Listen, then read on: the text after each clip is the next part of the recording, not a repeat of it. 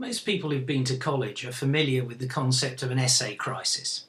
And typically, you're given a brief or a task or an essay to write, you've got a week to do it, you spend 6 days doing absolutely nothing at all, and then the last day there's a mad flap to get it all done. And the way that looks visually is going to be something like this, where you've wasted your time for all the run-up and then had a flap at the end. And of course we all know, logically, that we should be working like this.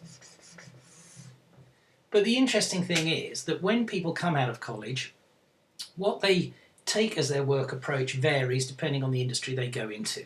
So for example, if you go into engineering or architecture, for example, you will have this type of slack approach to work drummed out of you because it simply cannot work when you're trying to do something like build a bridge. But when people go into things like marketing and communications, they just carry on working like this.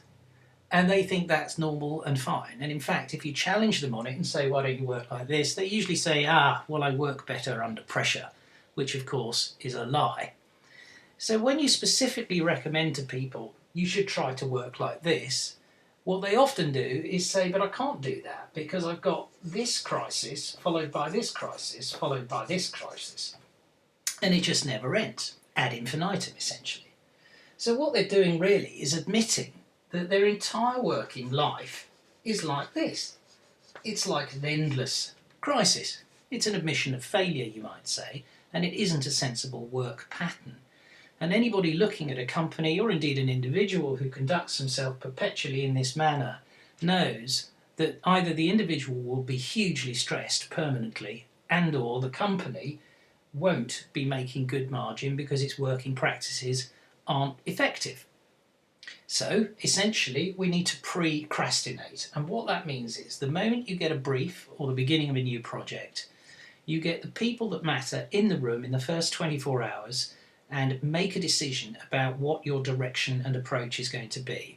You'll be about 80% right, and you've got plenty of time then to brief all your colleagues about what you want done.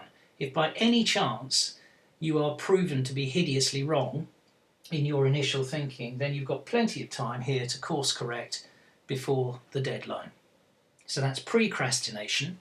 More of this at theintelligentworkbook.com.